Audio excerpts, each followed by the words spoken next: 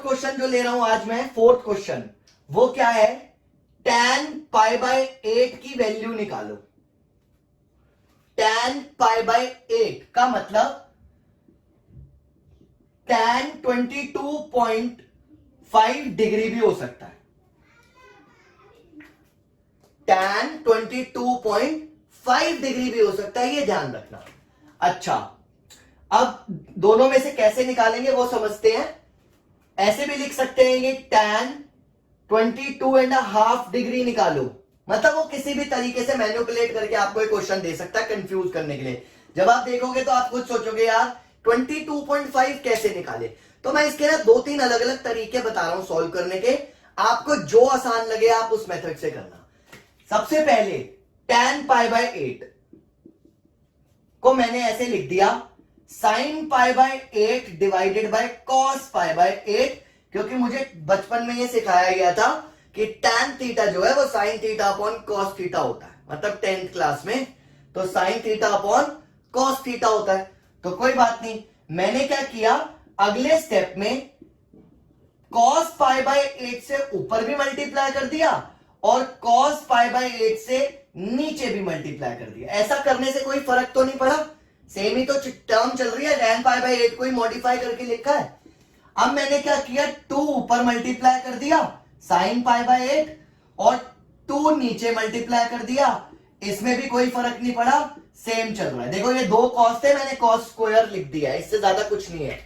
अब जरा ध्यान से समझना, ऊपर वाली identity 2 sin theta cos theta sin 2 theta होता है, 2 sin theta cos 2 theta sin 2 theta होता है। तो मैं इसकी जगह पे लिख सकता हूं sin 2 pi by 8, 2 sin theta cos theta is sin 2 theta, तो sin 2 थीटा।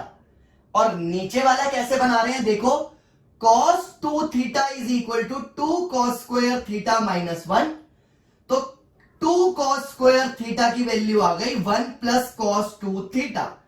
तो मैंने नीचे लिखा 1 प्लस cos 2 थीटा। अगर यहां तक किसी को कोई प्रॉब्लम है तो बताओ, बिल्कुल सिंपल सी चीज है, 2 sin theta cos theta, 2 cos square theta, 2 sin theta cos theta sin 2 theta होता है तो sin 2 थीटा बना दिया, और 2 cos स्क्वायर थीटा मैंने cos 2 थीटा के फॉर्मूले से निकाला और ये आया 1 प्लस cos 2 थीटा और वो डाल दिया। जरा ध्यान से देखो, ऐसा इसलिए किया क्योंकि ये बन गया sin पाई बाय 4 और नीचे भी बन गया 1 plus cos pi by 4, sin pi by 4 1 by root 2, 1 plus cos pi by 4 1 by root 2, 1 by root 2 upon root 2 plus 1 upon root 2 LCM लेकर, तो फाइनली मेरे पास क्या आया 1 अपॉन अंडर रूट 2 प्लस 1। इसको मैंने जब रैशनलाइज किया तो ये आ गया root 2 minus 1 which is the final answer. अब आप जब एग्जांपल देखोगे एनसीईआरटी में तो आपको ज्यादा कॉम्प्लिकेटेड लगेगा as compare to this method. अभी तो मैंने एक मेथड बताया, मैं 2 मेथड और बताऊंगा, जिसको जो आसान लगे, जिसके दिमाग में जो आए वो वैसे कर सकता है। इसमें देखो कुछ चीजें थी जो याद रखनी पड़ेगी फॉर्मूला बनाने के लिए, तो वही चीज है, तीनों मेथड में कुछ ना कुछ याद करने वाला पार्ट होगा कि ट्रिक को याद रखना है। आप उस ट्रिक को याद रखोगे कि कैसे मॉडिफाई करना है तो क्वेश्चन अपने आप सॉल्व हो जाएगा। पहले एक बार इसको देख लो, फिर मैं इसी का दूसरा मेथड बताता हूं। इसी क्वेश्चन को करने का एक और तरीका देखते हैं। tan पाई बाय 8 को लिखा sin pi by 8 divided by cos pi by 8 फिर से, और मैंने अगले स्टेप में क्या किया, रूट में कर लिया इसको, sin pi by 8 cos pi by 8, और जब रूट में किया तो रूट के अंदर स्क्वायर हो गया, क्योंकि अगर x स्क्वायर है रूट में तो बाहर क्या होता है x, तो मैं x को ऐसे भी लिख सकता हूं। तो समझ लो ये x है, मैंने इसका स्क्वायर रूट के अंदर रख लिया, एक ही तो बात है। अभी थोड़ी देर पहले मैंने आपको बताया था कि cos 2 थीटा की आइडेंटिटी जो होती है वो 2 cos स्क्वायर थीटा माइनस 1 होती है, तो मैंने cos 2 थीटा के फॉर्मूले से ही इसको निकाला। ऐसे ही cos 2 theta is equal to 1 minus 2 sine square theta भी होता है, तो मैंने cos 2 थीटा के फॉर्मूलों से ये 2 बना लिए। ठीक है, अब देखो अगर मैं इसको under root 2 sine square pi by 8 और नीचे वाले को 2 cos स्क्वायर पाई बाय 8 लिखूं तो भी कोई फर्क नहीं पड़ता, क्योंकि ये सॉल्व करके तो tan पाई बाय 8 ही आएगा। देखो 2 से 2 काट दिया, साइन अपॉन कॉस tan होता है, रूट से बाहर आऊंगा तो tan पाई बाय 8, मतलब इसी की वैल्यू चल रही है आगे और कुछ नहीं है। अब देखो इसका और इसका फॉर्मूला, इसकी जगह लिखा 1 माइनस कॉस पाई बाय 4, क्योंकि जब 2 थीटा करूंगा 2 इंटू दिस तो पाई बाय 4 हो गया था जैसा पिछले मेथड में हुआ था। नीचे आ गया 1 प्लस कॉस पाई बाय 4 और ये आ गया अंडर रूट के अंदर। अब जरा देखो 1 minus 1 by root 2, 1 plus 1 by root 2 root के अंदर, सॉल्व करा root 2 minus 1 upon root 2 plus 1 under root के अंदर, रूट के अंदर ही रैशनलाइज किया root 2 minus 1 upon root 2 plus 1 into root 2 minus 1 upon root 2 plus 1, तो ये आ गया रूट 2 माइनस 1 का square divided by 1 under root के अंदर। ये स्क्वायर जब बाहर आएगा तो क्या बचेगा, रूट 2 माइनस 1, तो ये भी एक आंसर है। This is one of the method. पिछली बार भी यही आंसर आ रहा था पिछले मेथड से, और इस मेथड से भी यही आंसर आ रहा है।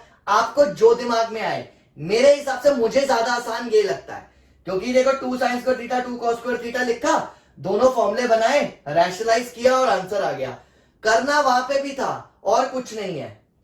रैशनलाइज में वो माइनस का साइन आएगा, उससे कोई फर्क नहीं पड़ता, ठीक है। वो मैंने गलती से प्लस लिख दिया था, ये माइनस आएगा, तो this is root 2 minus 1 upon root 2 plus 1, ऊपर नीचे रूट 2 माइनस 1 से मल्टीप्लाई करके रैशनलाइज कर लिया, तो ये ध्यान रखना।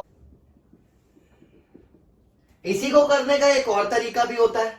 अब मैंने क्या किया, लेट कर लिया x is equal to pi by 8, ठीक है। ये तीसरा तरीका है। मैंने यहां पर जो मुझे ये एंगल दिया हुआ ना गड़बड़ वाला 22.5, उसको x लेट कर लिया, तो x is equal to pi by 8, दोनों तरफ मैंने 2 मल्टीप्लाई कर दिया, तो इधर आ गया 2x और इधर आ गया पाई बाय 4। अब मैंने दोनों तरफ tan ले लिया, तो ये आ गया tan 2x is equal to tan pi by 4।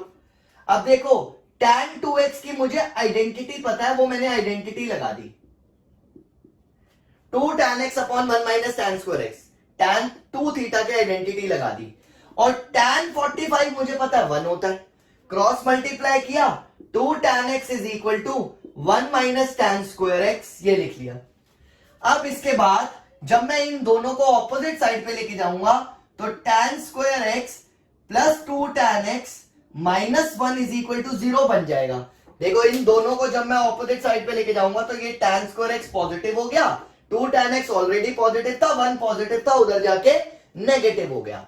अब ये लेट करा मैंने tan x is equal to y, जैसे पिछले साइन स्क्वायर वाले क्वेश्चन में किया था क्वाड्रेटिक इक्वेशन बनने पर, तो ये हो गया y square plus 2y minus 1 is equal to 0। तो ये क्वाड्रेटिक इक्वेशन आ गई।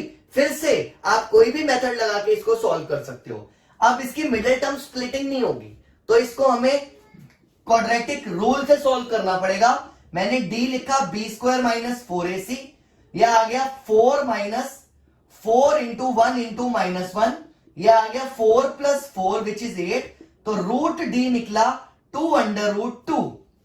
और याद करो 10th क्लास का x होता था minus b plus minus under root D divided by 2a, तो माइनस b क्या हुआ, यहां पर देखो माइनस का 2, माइनस b क्या हुआ यहां पर माइनस का 2, और plus minus under root D क्या हुआ 2 रूट 2, और डिवाइडेड बाय हमारा क्या आ रहा है 2, minus 2 plus 2 root 2 divided by 2, minus 2 root 2 divided by 2, confusion नहीं होगी, minus 2 plus 2 root 2 upon 2, minus 2 root 2 upon 2, दोनों में से 2 कॉमन आ रहा है, यहां पर 2 कॉमन निकाल लिया, ये बच गया रूट 2 माइनस 1 अपॉन 2, और इसमें से माइनस 2 कॉमन निकाल लिया, ये बच गया रूट 2 प्लस 1 अपॉन 2, 2 से 2 कट के रूट 2 माइनस 1, 2 से 2 कट के माइनस का रूट 2 प्लस 1।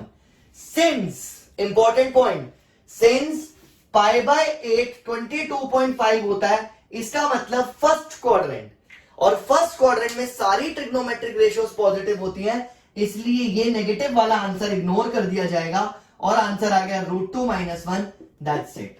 और दिस इज जो मेथड आपको एनसीईआरटी के अंदर दिया हुआ है, ये मेथड वो है जो मैंने इससे पहले 2 सॉल्यूशंस बताए थे, वो एनसीईआरटी में नहीं दिए हुए, एनसीईआरटी में ये मेथड दिया हुआ है। अब आपको तीनों में से जो आसान लगे आप उससे कर सकते हो, कोई प्रॉब्लम नहीं है। ठीक है, ये नोट कर लो, अगर इसमें कोई डाउट है तो मैसेज डालो।